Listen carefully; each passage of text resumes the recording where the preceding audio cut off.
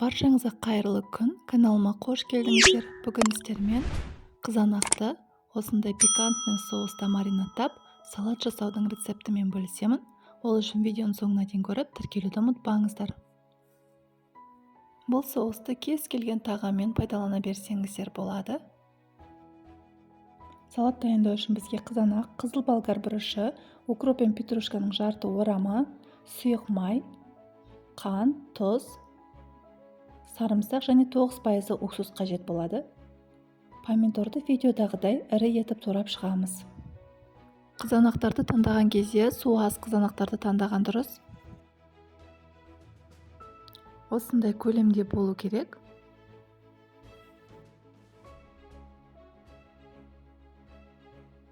Қызанақтар турап болғаннан кейін соус дайындаймыз.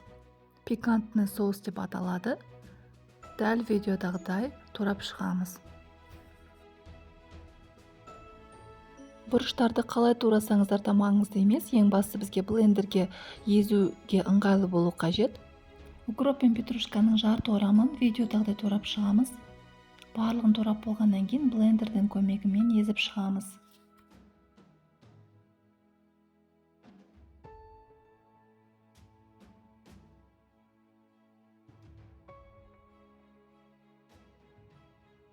Бұрыштарды блендерден өткізіп болғаннан кейін артынан укроп пен петрушканы саламыз.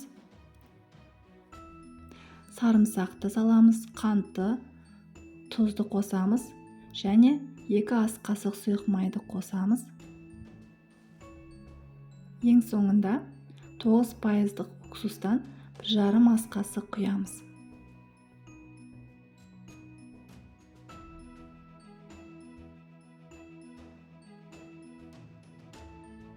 Барлығын блендердің көмегімен езіп шығамыз.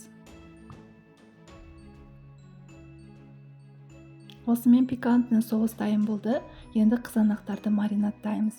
Ол үшін ыдысымызға қызанақтардың бір бөлігін салып,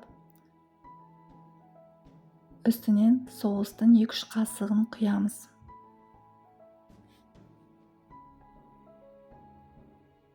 Одан кейін тағы да бір бөлігін салып, тағы да соустың 2-3 қасығын саламыз.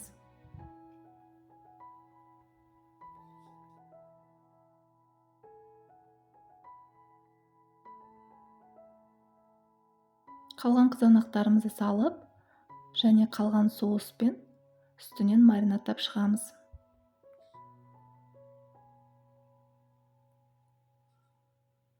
Барлығын қосып болғаннан кейін бетін жауып тоңазытқышта бір күнге қалдырамыз.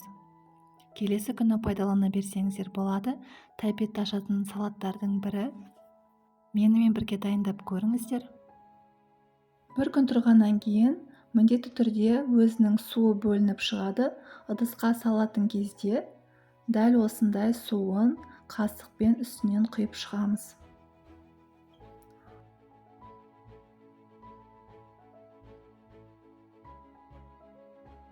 Осымен салат дайын болды. Егер видео сіздерге ұнаса, комментарий қалдырып, лайк басуды ұмытпаңыздар. Сіздерге ас болсын.